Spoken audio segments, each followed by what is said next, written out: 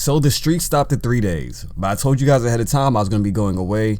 I was actually going for 3 days, so now I'm back and I've been editing, and starting today for the rest of the week at least for the rest of the week, I will have consistent videos every single day. And this guy, as you guys can see from the title, is another Stephen Curry cheeser. But then again, when isn't anybody with Stephen Curry a Stephen Curry cheeser? He's the Michael Jordan of my team until you actually get Michael Jordan. And I wouldn't be surprised if some people actually started Stephen over Michael just because of that ridiculous three-point shot. And just now they tried to double team me right off of the inbound and almost made me get a turnover from a backcourt violation, so I ended up with a passing turnover. I was a little surprised because I haven't seen people do that before. And that's how he gets the first one started. I swear that first one really does always go in. But great bounce pass. That was threading the needle right there. And Gerald Green got his first dunk for the dunk squad. You guys know that's what we're about. We don't have the three-point shooting, but we have the athleticism, we have the speed, and we have it in droves. If they try to guard me in the backcourt, Dwight Howard, they're going to regret it. Gerald Green once again gets right past his man and then dunks it hard on Kobe Bryant. That will teach Stephen Curry not to leave his feet on defense, and you know what he wants. I had Sidney Moncrief on this man, and he still just swished it right in his face. But Gerald Green is wide open. You don't want to leave that man open. In my last video, when I was playing against the guy who was trying to cheese me with LeBron James, people were saying, oh, you were cheesing because you scored 35 with Gerald Green. I had a couple of comments that said that, right? One stuck out in particular. And I don't understand how he's my second worst player on the team offensively. That looked ridiculous. But he is my second worst player on the team offensively, right after JaVale McGee. And I scored 30. Look at that move right there. I got right past two defenders and dunked it hard on Antoine Jameson. I had a running start. Like, why would people were getting mad that I was dunking with Gerald Green as if I didn't have open lanes throughout the game, just now. So I don't understand. Dwight's not catching him. But I don't understand how me playing with a 76 rated player, how can people get so angry about me doing so well with them? It's not like I went off with Russell Westbrook. It's not like I scored 50 with Blake Griffin or something. This guy has a 76 rating, and I still managed to do well with them. You would think that would take a little bit more skill. Now, people always talk about Gerald Green's offense and whatnot, and they would complain about how high his three-point shot is and the fact that I made so many with them. Gerald Green is oh my goodness, I wish that went in so bad. That was so sick. But Gerald Green has an 80 rating, not Stephen Curry's 90. He has an 80 rating. Look at those moves, these crossovers are just getting me to the rim. I'm feeling really at ease with this shot stick. Oh, I called it a shot stick. We're not at 2K14. Whoops. And speaking of the shot stick, most of it really isn't too new. Most people just didn't use the moves the way that you could with the shot stick in the past. But I'm not really feeling it. I'm going to revert the controls back to whatever seems similar to 2K12 or 2K11. Because I don't want any accidental shots in the final possessions of the game. Now they're saying that won't happen, but people's palms get greasy, people get nervous. Wide open. I'm just not feeling it. I don't like the idea of my crossovers being tied in with certain moves, because as you guys can see from me, it should be 4 points. That was a goaltender and it went in. But horrible free throw. But as you guys can see, I use a lot of crossovers. I use more than the average commentator. Over pursued. But I use more than the average commentator, so I don't want it to get mixed in. I know that it gives the game a new feel, but when 2K13 came out, I switched my controls to allow me to use the left stick to do all of my animations, and I really wasn't feeling it, so I know I'm not going to really feel the shot stick too much. I'll give it a shot, but there's a great chance I'm going to be going back and reverting to whatever the controls are most similar to this. And look at this. I actually gave up 72% field goal percentage to an opponent at halftime. Somebody actually has higher than me. This is crazy. But I guess that's why the game is so close. 45-47. He needs to shoot near perfect. Plus his threes are going in. He's already 7 for 11. Now I know there's no way to really quantify some level of parity of anti-cheese when it comes to shooting three-pointers, but I like to leave it at this.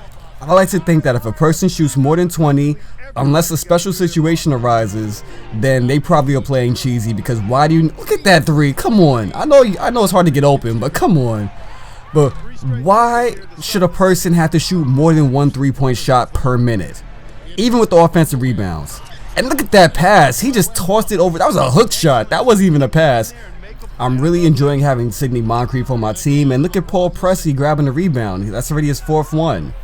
Paul Pressey, I wanted to see what he can do. He doesn't have really the greatest mid-range shot or three-point shot, but I figured that since I was wide open, you might as well go for it, right? And you know what Stephen Curry wanted. I had 3 guys on him, which prevented me from getting the rebound, but I'm not letting you get a second one off. If you're lucky enough to get an offensive rebound, you better switch up your offense. Don't get predictable on me. Jody Meeks is trying to get into the equation with his 87 3-point rating. That's all he can do. I'm not afraid of him in any way, shape, or form. See, look at that. He don't even know what to do on the inside of the paint. Took the ball right from him, and I got numbers. It's a 2-on-3 alley-oop. That wasn't the nicest alley-oop, but that pass was crazy. That's 2 crazy alley-oop passes in a row.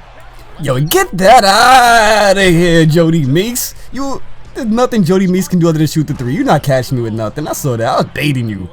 And Sidney Moncrief, that's his 3rd fast break dunk, I think. He's having an offensive game. I put him in his for a defense, but hey, they can't stop him. And there's a Hubert Davis sighting. He's always on my teams. I never taken him out since I've got him. But he's only for an emergency situation. But since coach put him in, I left him in. I don't really need to worry about defense when we have a 7-point lead going into the 4th quarter. Now, you know that I'm not the type of guy to really blow a lead like that. I'm going to try to just pretty much play good defense. I know what's going to happen next because whenever anybody's down in the 4th quarter, they do what Stephen Curry's trying to do right now. But that was a huge rebound by my man Gerald Green and a self-oop by the King. And you know that I know that you know it would not be a Greco gameplay without a self-oop. And check this out right here. So Stephen Curry, we ran into each other. Like, they would not let me move forward because I bumped into him, and they still let him get the 3-point shot off in my face. So I figured that let me go give him a piece of humble pie and do the same thing right back to him.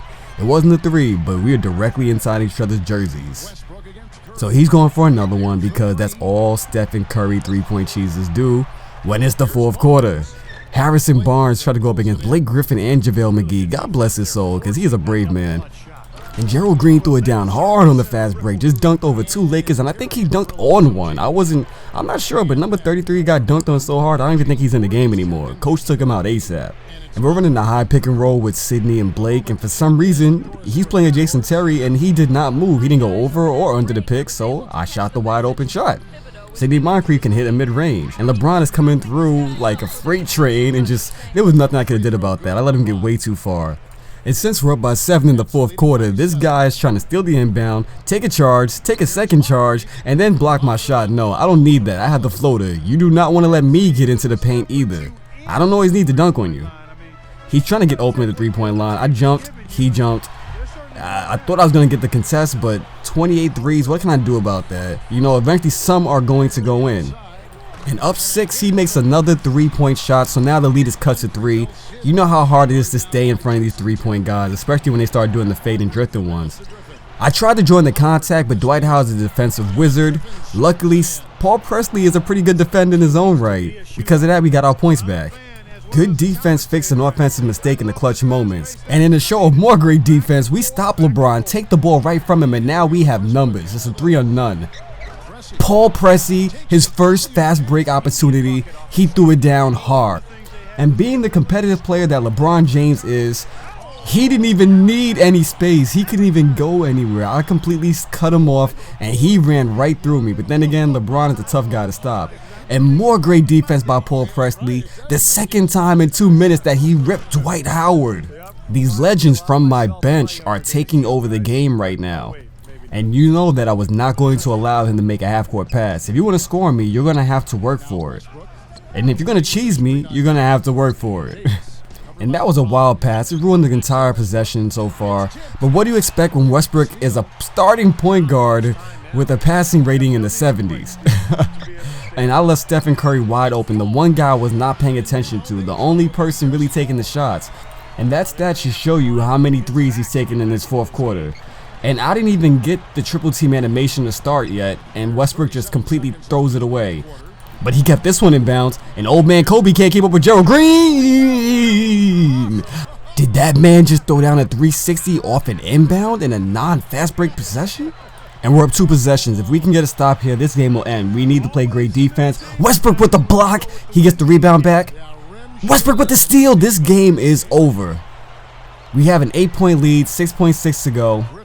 I'm not going to let him get that, so I decided to throw myself a self alley-oop, in the middle of 3 defenders just because I didn't appreciate him shooting 18 3-point shots with Stephen Curry this game. I hope you guys enjoy this. You guys know I take on cheeses all the time, whether they have better teams or worse teams than mine. And I'm going to put on the show because I hate them. After that fast break dunk off tip-off when they got the steal, this guy made nothing but threes. He was trying to cheese me. And my team had a well-balanced attack and a very efficient one, as you guys can see here based off the field goal percentage.